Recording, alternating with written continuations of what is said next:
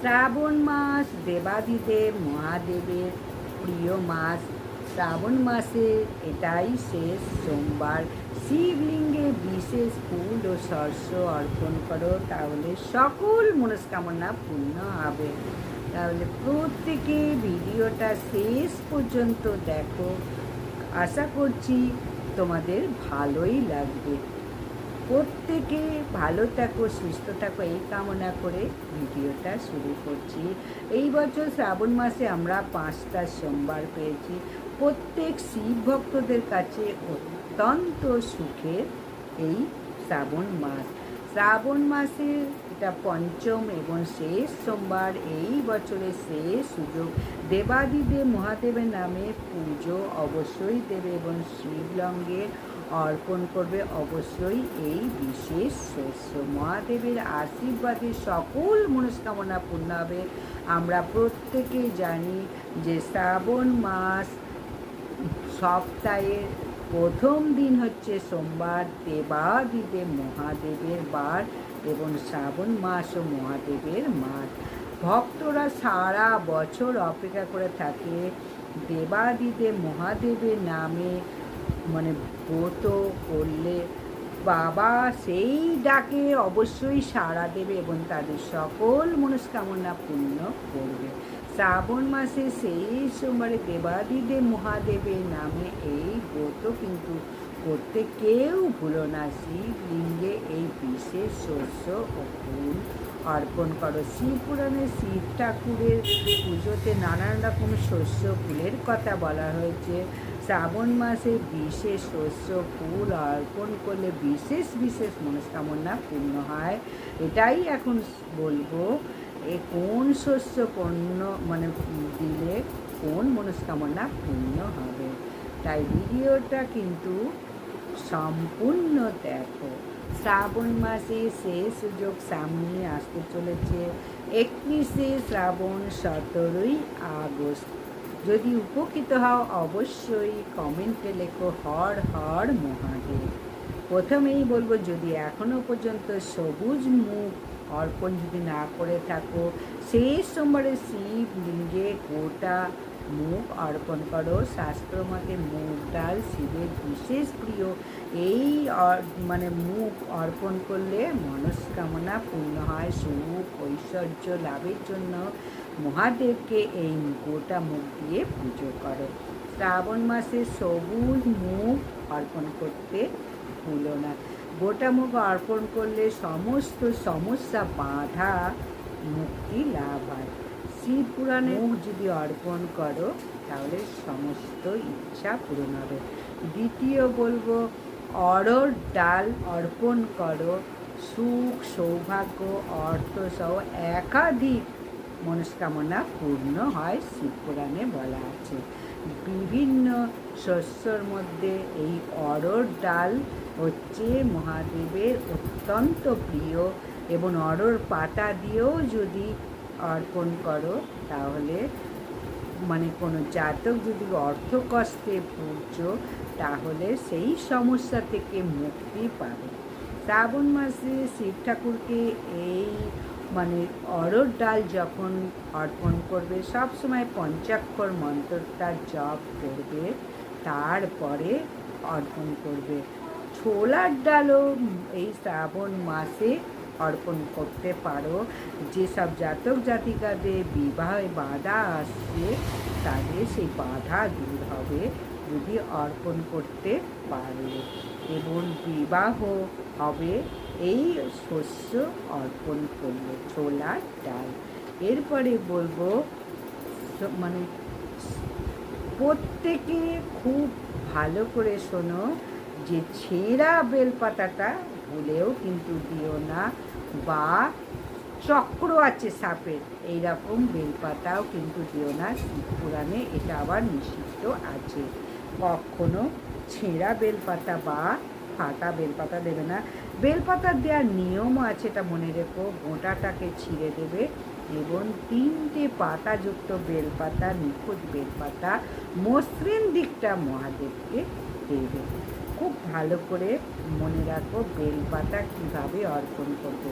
এবং অভিষেকের সময় মনে রাখবে তামার পাত্রে কিন্তু পঞ্চমৃত দিয়ে কখনো অভিষেক করবে না অভিষেকের সময়। এরপর বলবো শিব পুজোয় কিন্তু ছেঁড়া বেলপাতা কখনো ব্যবহার করবে না। এরপরে বলবো বিউলির ডাল।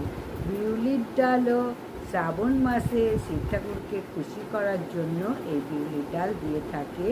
জাতকের জীবন থেকে দুঃখ কষ্ট দূর হয় এই বিউলির ডাল দিলে। যে জাতকের আবার শনির দশা চলছে তারা শ্রাবণ মাসে শনিবার শিব ঠাকুরকে গোটা বিউলি অর্পণ করতে পারো।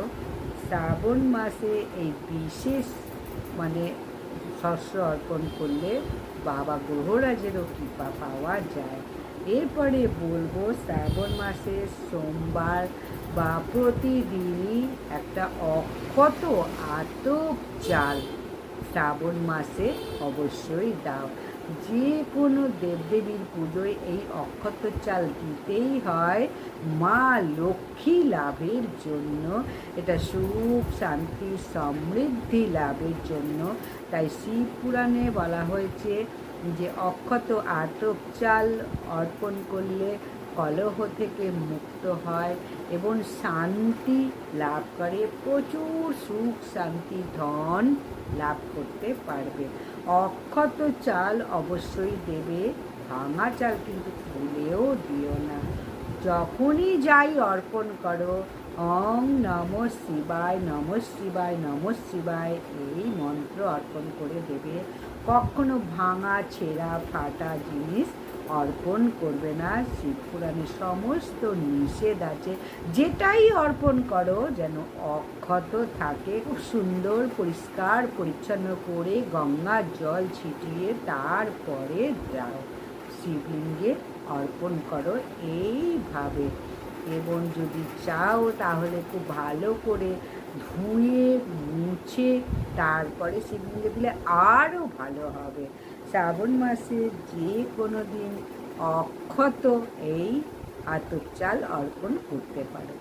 এটাও মনে করা হয় শ্রাবণ মাসে শিবলিঙ্গে শুধু জল অর্পণ করলে প্রতিদিন বেলপাতা এবং অক্ষত অখণ্ড চাল অর্পণ করলে সমস্ত মনস্কামনা পূর্ণ হয়। মনস্কামনা যেমনই হোক পূর্ণ করার জন্য চতুর্থ শেষ সোমবারে শিবলিঙ্গে বিশেষ শস্য অর্পণ করতে পারো। তারপরে বলবো ফুল। বাবার প্রিয় ফুলের সংখ্যা অনেক, তার মধ্যে বলবো আকন্দ, ধুতরা, হলুদ রঙের কলকে ফুল, নীল রঙের অপরাজিতা, পদ্ম, সাদা পদ্ম বাবার অত্যন্ত প্রিয়। আবার বেল গাছের ফুল, বেল পাতা, বেল ফুল এবং বেল প্রত্যেকটা জিনিসই প্রিয়। হরগৌরীর পূজায় এই নীলকণ্ঠ ফুল যদি দিতে পারো অত্যন্ত প্রিয় হবে। এই নীলকণ্ঠ ফুল শ্রাবণ মাসে সমুদ্র মন্থনের সময় যে উত্থিত বিষ উঠেছিল হলাহল, সেইটা পান করে দেবাদিদেব মহাদেব হয়েছিলেন নীলকণ্ঠ, আর এক নাম নীলকণ্ঠ মহাদেবের। তাই শ্রাবণ মাসে নীলকণ্ঠ ফুল যদি মালা বা ফুল অর্পণ করতে পারো সারা বছর সুস্থ নিরোগ থাকতে পারবে, জীবনে স্থিতিশীলতা আসবে, শান্তি আসবে। শুধু মহাদেব নয়, মাতা পার্বতীরও এই অপরাজিতা বা নীলকণ্ঠ খুব প্রিয়। মাতা দেবী দুর্গার আর এক নাম অপরাজিতা, মা দুর্গার প্রিয় ফুল এই নীলকণ্ঠ বা অপরাজিতা। এই ফুল দেবী দুর্গাকে অর্পণ করলে সারা জীবন অপরাজেয় হয়ে থাকবে। এই নীলকণ্ঠ ফুল যদি শ্রাবণ মাসে দিতে পারো। হরগৌরীর পূজায় এই নীল অপরাজিতা অবশ্যই অর্পণ করো। এবং মাতা পার্বতী অপরাজিতা ফুল অত্যন্ত প্রিয়, যাবতীয় সমস্যার সমাধান হবে যদি নীলকণ্ঠ ফুল মহাদেব এবং মাতা পার্বতীকে অর্পণ করতে পারো। জীবনে অপরাজেয় হওয়ার জন্যে এই ফুলটা অর্পণ করো। নীলকণ্ঠ যদি ফুল এখনও অর্পণ যারা করে না থাকো, শেষ সোমবারে অবশ্যই নীলকণ্ঠ ফুল একটা মানে পদ্ম ফুল, সাদা ফুল অবশ্যই জোগাড় করো একটু কষ্ট করে। বাবার প্রিয় ফুল একটু টাটকা তাজা ফুল হলেই ভালো হয়। ওই শুকনো পচা ফুল দেওয়ার থেকে না দেওয়াই ভালো। যদি টাটকা তাজা ফুল জোগাড় করতে পারো সেটাই অর্পণ করো। পচা গলা ফাটা এইসব আকন্দমালা বা নীলকণ্ঠ এই শুকনো এগুলো ব্যবহার করো না, মহাদেবের অর্পণ করো না মহাদেবকে। বেল গাছের ফুলও বাবার কিন্তু সর্বাধিক প্রিয়।